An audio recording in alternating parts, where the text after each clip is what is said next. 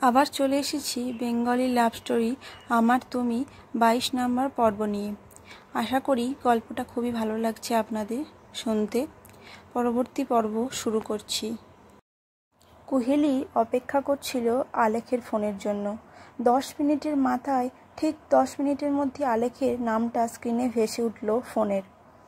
কুহেলি বলল, হ্যালো। আলেখ বলল, যা বলেছিলাম আপনাকে, ড্যাড তো কালকেই যেতে চাইছিল, বাট আমার কালকে ভীষণ ইম্পর্টেন্ট একটা মিটিং আছে, ওটা কিছুতেই পোস্টপোন করা যাবে না। সো আমরা যদি পরশু যাই তাহলে কি কোনো প্রবলেম হবে? না না, কোনো প্রবলেম নেই, মা নিজেই বলছিল একদিন আগে জানাতে পারলে ভালোই হবে।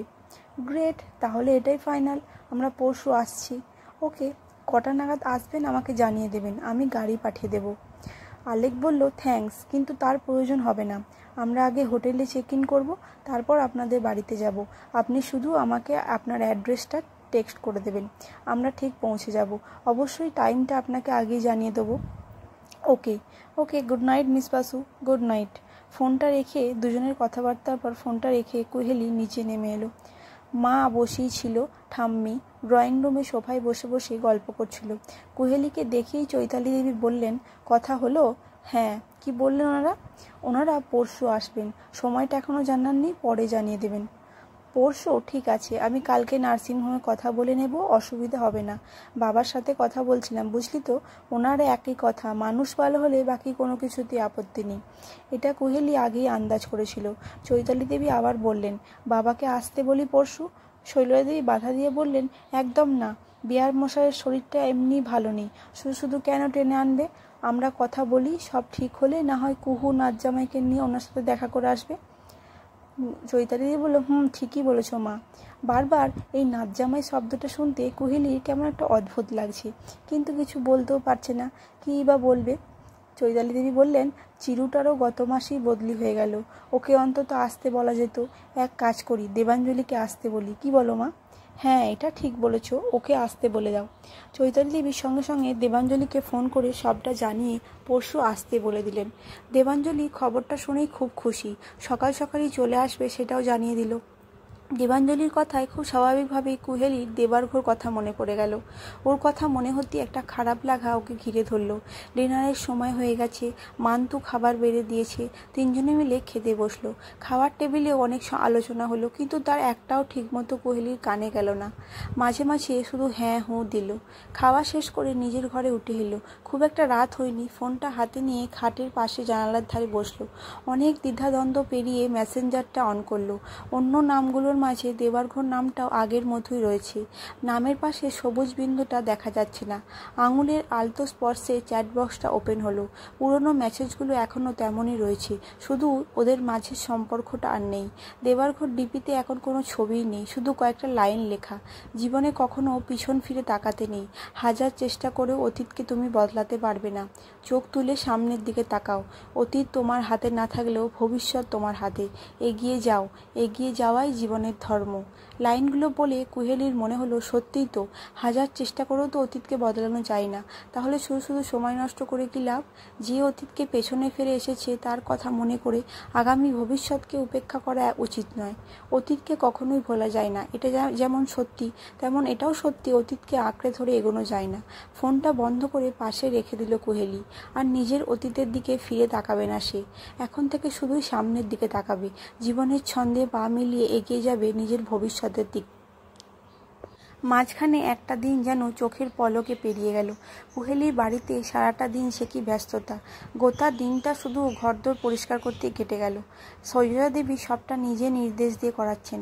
বেচারি মান্তুর তো বড্ড খাটাখাটনি হয়ে গেল। চৈতালি দেবী অবশ্য আজ এসবে হাত লাগাতে পারেননি, নার্সিংহোমে ব্যস্ত ছিলেন। কুহেলি একবার বলার চেষ্টা করেছিল এসবের কোনো দরকার নেই, কিন্তু ঠাম্মু সে কথা কানেই নিলেন না। উপরন্ত কুহেলিকে দুটো ধমক দিয়ে ঘরে পাঠিয়ে দিলেন। অজ্ঞতা বসে বসে এইসব কাণ্ড কারখানা দেখা ছাড়া কোহেলির বিশেষ কিছুই করার ছিল না। সন্ধ্যেবেলায় তো ঠাম্মু আর মা মিলে রীতিমতো একটা ছোটোখাটো বৈঠক করে ফেললেন, সঙ্গে আবার মান্তুও ছিল। বৈঠকের বিষয় আর কিছুই নয়, আগামীকালের মেনুতে কি কি থাকবে সেই নিয়েই এত আলোচনা। দীর্ঘ আলোচনার পরে যে ফর্দ তৈরি হলো সেটা দেখে তো কোহেলির ভিড়মি খাওয়ার জোগাড়। 56 ভোগের থালিও মনে হয় এই ফর্দের কাছে লজ্জা পেয়ে যাবে। কোহেলি অতি কষ্টে বুঝিয়ে সুঝিয়ে সেগুলো বাতিল করলো। নতুন যে ফর্দ তৈরি হলো সেটাও কিছু কম যায় না, তবে একটা সাধারণ ডিনারে মানানসই। ও আপনাদের কথা তো বলাই হয়নি, ইতিমধ্যে কোহেলি ওর অ্যাড্রেস আলেখকে টেক্সট করে দিয়েছে, আর আলেখও কোহেলিকে জানিয়েছে ওরা সন্ধেবেলায় আসবে। সেটা শুনেই চৈতালি দেবী কোহেলিকে ওদের ডিনারে ইনভাইট করতে বলেন। কোহেলিও সেই মতো আলেখকে বলে দিয়েছে একেবারে ডিনার সেরেই ফিরতে হবে। আলেখ আপত্তি করেনি। যাই হোক, গোটা দিনটা তো এইসবের মধ্যে দিয়ে পেরিয়ে গেল। আজ সকাল থেকে সবার ব্যস্ততা যেন আরও দ্বিগুণ হয়ে উঠেছে। সকাল থেকে রাতের খাবারের প্রস্তুতি চলছে, প্রচুর রান্না বান্না চলছে। কোহেলি সবাইকে বারণ করলেও কেউ কারোর কথা শোনেনি। আরে বাবা, এ যে যেমন তেমন কোনো দিন নাকি? তখন মা ঠাম্মু বলে উঠেছে, আজকে আমার কুহুর হবু শ্বশুর আর আবার হবু নাতজামাই প্রথম এ বাড়িতে আসবে বলে কথা। এই পদগুলো তো আমি নিজেই রাঁধবো। চৈতালি, তুমিও কিন্তু এই পদগুলো নিজেই রাঁধবে, ওগুলো তুমি আমার থেকেও ভালো রান্না করো। আজ শৈলজা দেবী দেহে মনে যেন একটা নতুন শক্তির সঞ্চার হয়েছে, দারুণ উৎসাহের সঙ্গে সবটা করছে। কোহেলির খুব ভালো লাগছে ঠাম্মুকে এত প্রাণবন্ত, এত হাসি খুশি দেখতে। শৈলজা দেবী নিজে গোবিন্দক চালে ঘি মাখাতে মাখাতে হঠাৎ কোহেলির দিকে তাকিয়ে বলল, হ্যাঁ রে কুহু, তুই কাল বললি বটে, তবে আমার কিন্তু এখন একটু সন্দেহ থেকেই যাচ্ছে। এই 16 আনা বাঙালি খাবার ওনাদের পছন্দ হবে তো? চৈতালি দেবী সাই দিয়ে বললেন, হ্যাঁ রে কুহু, আমিও সেটাই ভাবছি। ওনারা এমনিতেই বাঙালি নন, তাছাড়া এত বিত্তবান, ওনাদের এই ঘরোয়া খাবার কি করে পছন্দ হবে বলতো? মা, আমি বলছি তো, একদম চিন্তা করো না, ওনাদের এগুলো খুব ভালো লাগবে, তুমি দেখো। আর আমার ঠাম্মু আর মায়ের হাতে রান্না কারোর পছন্দ না হয়ে থাকে কি করে? শৈলজা দেবী হেসে বললেন, দেখিস বাপু, ঠাম্মু এত বেশি ভেবো না তো, নিজের কাজ তাড়াতাড়ি সেরে ফেলো। রান্না করছো ঠিক আছে, কিন্তু খাওয়ার অনিয়ম করা যাবে না কিন্তু। রান্না হয়নি বলে খাওয়ায় দেরি হয়ে যাবে না বলে রাখলাম। আচ্ছা বেশ, তাই হবে। এখন যা তো তুই এখান থেকে, তুই থাকলে আরও দেরি হবে। একদম না, আমি এখানেই থাকবো। যা কথা হয়েছে তার বাইরে কোনো কাজে হাত দেবে না তুমি। আমি এখান থেকে চলে গেলেই তুমি আরও কাজ নিয়ে বসে যাবে। আমি জানি ওটি হচ্ছে না, আমি এখানেই বসে থাকবো। চৈতালি দেবী পাতুরির জন্য সর্ষে মারতে মারতে ওদের কাণ্ড কারখানা দেখে হেসে ফেললেন। শেষমেশ কোহেলিও রান্নাঘরেই রয়ে গেল, হাতে হাতে অনেক কাজ এগিয়ে দিল। সবাই এত ভালো, তাহলে শুধু ভাতটাই বাকি থাকলো। হ্যাঁ গো চৈতালি? হ্যাঁ মা, বাকি সব হয়ে গেছে। ভালো করে দেখেছো তো, কিছু বাদ থেকে গেল না তো? না মা, কিচ্ছু বাদ যায়নি। বেশ ভালো কথা। দেবাঞ্জলি এলো না তো? সকালেই আসবে বলেছিল না? এটা এতক্ষণ কোহেলির খেয়ালই হয়নি, সকালেই তো আসবে বলেছিল। চৈতালি দিদি বলেন, হ্যাঁ, কিন্তু আসতে পারলো না গো, আমাকে ফোন করেছিল। ওদের স্কুলে আজকে একটা মিটিং পড়ে গেছে। কি বললো, সামনে ওদের স্কুলের 50 বছর পূর্তি, সেই নিয়ে মিটিং, সবাইকে থাকতেই হবে। ও ইস, ও থাকলে আরও কত ভালো হতো। তা কখন আসবে? আসতে পারবে না মা, ওর স্কুল তো সেই শান্তিপুরের কাছে, একটা না দুটো স্টেশন আগে, নামটা মনেই থাকে না। সেখান থেকে আসতেই তো 2 ঘন্টা লাগবে, কি করে আসবে বলো? কি আর করা যাবে। যাক গে কুহু, তুই আমার নাচ জামাইয়ের সাথে কথা বলেছিস? ওনারা রওনা হয়েছে কি খোঁজ নিয়েছিস? কোহেলি খুব স্বাভাবিকভাবে খেতে খেতে উত্তর দিল, না। এতে শৈলজা দেবী ভীষণ অবাক হয়ে খাওয়া থামিয়ে দিয়ে বললেন, কি, এখনো খবর নিসনি? এ কীরকম কথা কুহু? আজ প্রথমবার আসবেন ওনারা, আমাদের তো একটা দায়িত্ব থাকে নাকি? এক্ষুনি ফোন কর। কোহেলি বিষম খেলো, কোনো রকমে জল খেয়ে শান্ত হয়ে বলল, এক্ষুনি ফোন করব? হ্যাঁ, এক্ষুনি কর। ঠাম্মু, ওনারা হয়তো ফ্লাইটে আছেন এখন। তাতে কি হলো, তুই ফোন তো কর। ফ্লাইটে থাকলে ফোন অফ করে রাখতে হয়, সে তো তুই যখন ফোন করবি তখনই বুঝতে পারবি ফোন অফ আছে না অন আছে। তুই আগে ফোন কর। কোহেলি কিছুতেই ব্যাপারটা এড়াতে পারল না, অজ্ঞতা খাওয়া থামিয়ে ফোন এনে কল করতেই হলো। মনে প্রাণে চাইছিল যাতে লাইনটা কানেক্ট না হয়, কারণ এভাবে ফোন করে খোঁজ নিতে ওর কেমন যেন একটা লাগছে। আলেকি বা কী মনে করবে সেটাও জানা নেই, তাই লাইনটা কানেক্ট না হলেই ভালো। হলেও তাই নাম্বারটা ডায়াল করলো, আর সঙ্গে সঙ্গে ওদিক থেকে এলো যে বর্তমানে সুইচ অফ আছে। মানে কোহেলির ধারণায় ঠিক ওরা এখন ফ্লাইটে। কোহেলি শৈলজা দেবীকে সে কথা বলতেই উনি বললেন, ঠিক আছে, পরে আবার ফোন করবি কিন্তু। কোহেলি কিছু না বলে চুপচাপ সাই দিয়ে দিল। কি করবে ও আর বেচারি। কোহেলি আপাতত কিছু করার নেই, তাই চুপচাপ খাটের পাশে বসে জানলার ধারে খাওয়া দাওয়া সেরে পুরনো গল্পের বই নিয়ে পড়তে বসেছিল। অযথা চমক ভাঙল ফোনের আওয়াজে। দেখলো আলেখের নামটা ফোনে ভেসে উঠেছে। ফোনটা রিসিভ করতে ওপাশ থেকে আলেখের গলা পাওয়া গেল। আলেখ বলল, good afternoon miss Basu. Good afternoon sir, বলুন। কুহেলি একটু অবাক হলো, ফোনটা তো আলেখ করেছে, তাহলে ও কি বলবে? সরি। কুহেলি বলল, সরি? কি বলছেন? এবার আলেখও অবাক হলো। মিস বাসু, আপনি কিছু বলার জন্যই তো ফোন করেছিলেন। এবার কুহেলি বুঝতে পারলো, আজকাল তো ফোন অফ থাকলেও অন করার সঙ্গে সঙ্গে কোম্পানিগুলো থেকে মেসেজ করে জানিয়ে দেয় যে কতবার ফোন করেছে, কখন করেছে। কুহেলি একটু ইতস্তত করে বলল, হ্যাঁ, না মানে হ্যাঁ মিস বাসু, সব ঠিক আছে তো? আলেখের গলায় চিন্তার সুর। কুহেলি ব্যস্ত হয়ে বলল, না না, সব ঠিক আছে। আসলে আমার ঠাম্মু বলছিল আপনাদের খোঁজ নিতে, আপনারা ঠিকঠাক কলকাতায় পৌঁছলেন কি না তাই। আলেখ হেসে বলল, ও, আমি ভাবলাম। আলেখ খুবই চিন্তায় পড়ে গেছিল।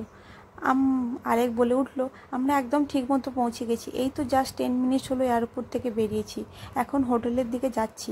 এখনও মিনিট 20 লাগবে পৌঁছতে। ও, কোন হোটেল? গ্র্যান্ড। ও, গ্র্যান্ড, তার মানে আমাদের বাড়িতে আসতেও মোটামুটি 25-30 মিনিট লাগে গ্র্যান্ড হোটেল থেকে। ও আপনি অ্যাড্রেস দেওয়ার পরেই চেক করে নিয়েছি। আমরা 7টার মধ্যে পৌঁছে যাব আপনাদের বাড়িতে। ওকে। একটু থেমে কুহেলি জিজ্ঞেস করলো, স্যার কেমন আছেন?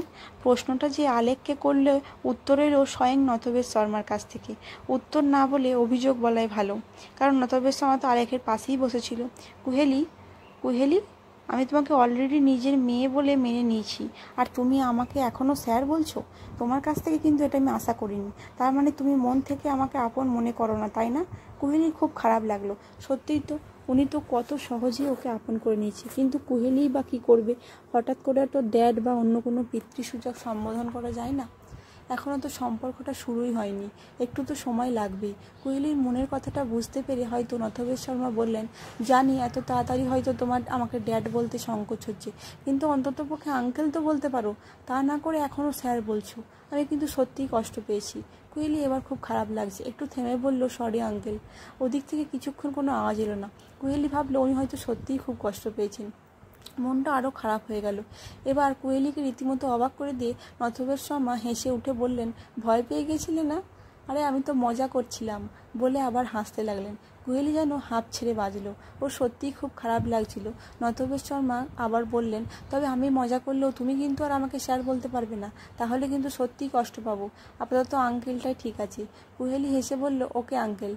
আরও 2-4টে টুকটাক কথা বলে ফোনটা রেখে দিল কুহেলি। কিছুক্ষণ কথা বলার পর চৈতালি দেবী কুহেলিকে ফোনটা দিলেন। অনেক মাসি পিসি সবাইকার সাথে একটু কথা হলো। ওদের কথা শেষ হতেই ঠাম্মু এসে বললেন, হাতে একটা সুন্দর শাড়ি। কুহু, এখানেই আছিস? ভালোই হলো, এই নে এটা ধর। বলেই শাড়িটা কুহেলির হাতে দিলেন। কুহেলি একটু অবাক হয়ে বলল, এটা নিয়ে আমি কি করব? ঠাম্মু বলল, তার থেকেও বেশি অবাক হয়ে বলল, কী করবি মানে? পরবি? আবার কি করবি? তোকে দেখতে আসছে বলে কথা, শাড়ি না পরলে চলবে কি করে?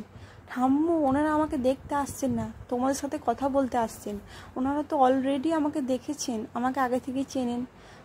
অত আমি জানি না, আজকে এই শাড়িটা পরতে বলেছি মানে এটাই পরবি তুই।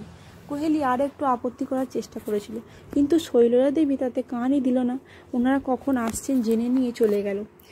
চৈতালি দেবী অলরেডি উঠে নিজের কাজে লেগে পড়েছেন। ঘরদোর ফাইনালি ভালো করে গুছিয়ে নিচ্ছেন। কুহেলি শাড়িটা নিয়ে নিজের ঘরে চলে এলো। শাড়ি পরতে কুহেলির ভালোই লাগে, কিন্তু আজকে শাড়ি পরার একদমই কোনো ইচ্ছে ওর ছিল না বা প্রয়োজনও ছিল না। যাই হোক, কিছু করার নেই, ঠাম্মুর অর্ডার পরতেই হবে। ওয়াশরুম থেকে ফ্রেশ হয়ে এসে শাড়ি পরতে শুরু করলো। খুব সুন্দর করে গুছিয়ে শাড়িটা পরলো। শাড়িটা সত্যিই খুব সুন্দর, জামদানি বলে কথা, সুন্দর না হয়ে যাবেটাই বা কোথায়। তারপর শাড়ির সাথে ম্যাচ করে কানে হালকা ঝোলা একটা দুল পরলো। গলায় পরলো একটা সরু লকেট দেওয়া চেন। হাতে পরার মতো তেমন কিছু পাচ্ছিল না। অনেক কিছুই আছে, কিন্তু একটাও ম্যাচ করছিল না যেটা শাড়িটার সাথে ভাল লাগবে। এমন সময় শৈলজা দেবী ঘরে ঢুকলেন। কুহেলিকে দেখে বললেন, বাহ, শাড়িটাই খুব সুন্দর মানিয়েছিল তোকে। হাতে কি পরছিস? হাতে পরার মতো তেমন কিছু পাচ্ছি না গো মা, খুঁজছি। আরে খুঁজতে হবে না, এই নে। চৈতালি দেবী একজোড়া বালা ওর হাতে দিয়ে বললেন, এটা পর, খুব ভালো মানাবে। বালা দুটো সত্যিই খুব সুন্দর, মানাচ্ছে শাড়িটার সাথে। বালা দুটো পরে কুহেলি বলল, এগুলো কার মা? আগে দেখিনি তো। শৈলজা দেবী একটু মা একটু হেসে চৈতালি দেবী ম্লান হেসে বললেন, এগুলো তোরই, তোর বাবা দিয়েছিল তোর প্রথম জন্মদিনে। আমার কথা মতো ছোট না করে একেবারে বড়ই বানিয়েছিল। তোর বিয়েতে দেবো বলে তুলে রেখেছিলাম। আজ শাড়িটা দেখে মনে হলো খুব ভালো মানাবে, তাই নিয়ে এলাম। আর তাছাড়াও আজকের দিনে তোর বাবার আশীর্বাদটাও তোর সঙ্গে থাকবে। কুহেলির চোখটা জলে ভরে এলো। চৈতালি দেবী ওর চোখ দুটো মুছিয়ে দিয়ে বললেন, আজকের দিনে চোখে জল ফেলিস না মা, তোর বাবাও কিন্তু তাহলে কষ্ট পাবে।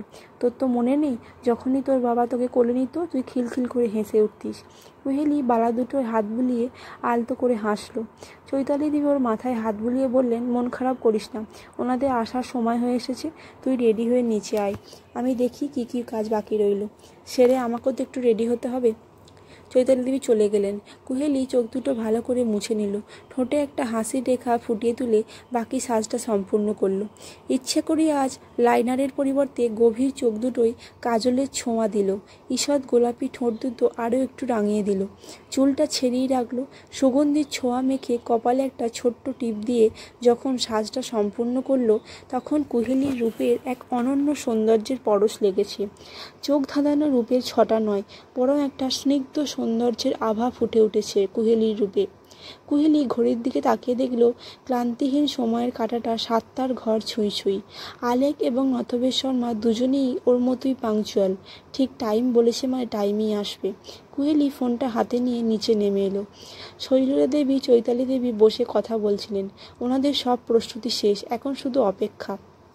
কুহেলিকে দেখে ওদের দুজনের চোখেই একটা মুগ্ধতার ভাব ফুটে উঠল। শৈলজা দেবী বলে উঠলেন, কি মিষ্টি লাগছে রে তোকে কুহু, দেখো চৈতালি। চৈতালি দেবী কিছু বললেন না, এগিয়ে এসে কুহেলির গালে একটা হাত রেখে হাসলেন। আর ঠিক তখনই কলিং বেলটা বেজে উঠল। শৈলজা দেবী ব্যস্ত হয়ে বললেন, ওই বোধহয় ওনারা এসে পড়েছেন। কুহেলি নিজে গেল দরজা খুলতে, কারণ শুধুমাত্র কুহেলি কি ওদের পরিচিত, সঙ্গে অবশ্য চৈতালি দেবীও গেলেন। দরজাটা খুলতেই সামনে পরিচিত হাসি মুখ দুটো দেখতে পেল কুহেলি। হেসে ওদের দুজনাকে ভেতরে আসার আমন্ত্রণ জানালো। কিন্তু সেই আমন্ত্রণ আলেখের কর্ণগোচর হলো না। দরজার বাইরে স্থির হয়ে দাঁড়িয়ে রইল, নিষ্পলক চোখে চেয়ে আছে কুহেলির দিকে। শাড়ি পরিহিতা কুহেলিকে যেন চিনতেই পারছে না। অফিস আউটফিটের বাইরে শুধুমাত্র সেদিন সালোয়ার কামিজে দেখেছিল, সেদিনও অভিভূত হয়েছিল, কিন্তু আজকের কুহেলিকে যেন সেদিনের কুহেলির কোনো তুলনাই নেই। কুহেলি না ডাকলে ওরকম হতভম্বের মতো হয়তো আরও কতক্ষণ দাঁড়িয়ে দাঁড়িয়ে দেখত কে জানে। কুহেলি এবং চৈতালি দেবী ওদের ভিতরে এনে বসালো। কুহেলি প্রথমেই নথবেশ শর্মাকে প্রণাম করল। উনি কুহেলির মাথায় হাত দিয়ে রেখে আশীর্বাদ করে বললেন, খুব সুখী হও, দেখি একটু, আরে বাহ, খুব মিষ্টি লাগছে তোমাকে, ভেরি প্রিটি। কুহেলি হেসে একটু মুখটা নামিয়ে নিল। কুহেলি সবার সঙ্গে ওনাদের পরিচয় করে দিল। আলেক হাসি মুখে সবার সঙ্গে পরিচয় করলো। এমনকি শৈলজা দেবী এবং চৈতালি দেবীর পা ছুঁয়ে প্রণামও করলো আলেক। এতে দুজনেই খুবই খুশি হয়েছে, সঙ্গে কিছুটা অবাকও। হয়তো আশা করেনি আলেক এতটা নম্র হবে। কুহেলি তো আলেকের স্বভাব কিছুটা হলেও জানে, কিন্তু হয়তো সেও এতটা আশা করেনি। অবাক হলেও মনে মনে খুব খুশি হলো, কিন্তু অবাক হওয়ার আরও বাকি ছিল। কুহেলি সবার সঙ্গে আলেকের পরিচয় করিয়ে এবার নথবেশ শর্মার সঙ্গে সবার পরিচয় করে দিল।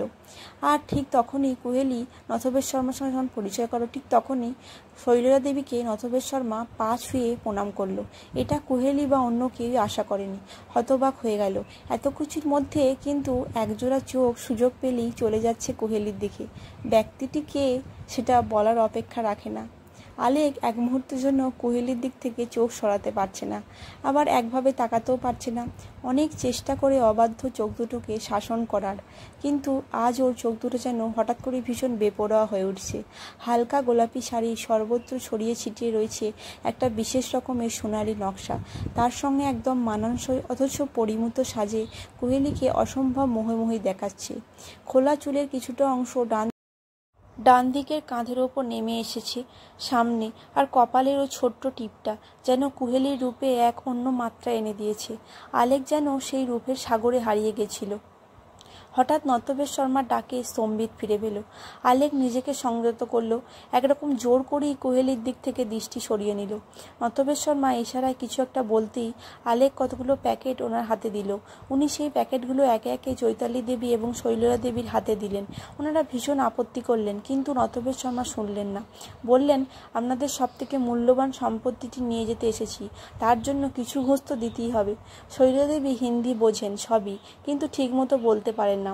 নতবেশ শর্মার এই কথার উত্তরে একগাল হেসে ওনার ভাঙা ভাঙা হিন্দিতে যা বললেন তার মানে হলো এই সম্পদ এমন এক সম্পদ যা সবাইকেই একদিন অন্যের হাতে তুলে দিতে হয়। আমাদেরও তাই করতে হবে, কিন্তু তার আগে সবটা যাচাই করে নেওয়াটা জরুরি।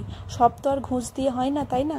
এবার আলেক হঠাৎ করে সেই স্বভাবসিদ্ধ হাসিটা বলল, ঠাম্মু, আমি আপনাকে ঠাম্মু বলতে পারি তো? আলেকের মুখ থেকে ঠাম্মু ডাকটা শুনে সবাই ভীষণ অবাক হয়েছে, বিশেষ করে কুহেলি। অবাক হয়ে আলেকের দিকে তাকিয়ে রইল। শৈলজা দেবী কিছুক্ষণ চুপ করে থেকে হেসে বললেন, নিশ্চয়ই পারো। আমার কাছে কুহু যেমন তুমিও তেমন। কিন্তু বাবা, ঠাম্মুকে তো আপনি বলা যাবে না, তুমি বলতে হবে। পারবে? আলেক হেসে বলল, পারবো।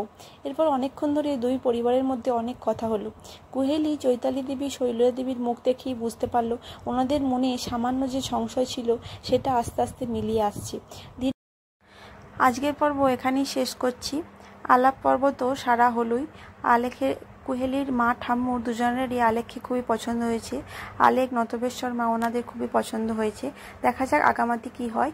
শুনতে থাকুন, এবং যদি চ্যানেলটি ভালো লাগে, যদি গল্পটি ভালো লাগে চ্যানেলটি সাবস্ক্রাইব করুন, ভিডিওটি লাইক করুন, পাশে থাকবেন। ধন্যবাদ।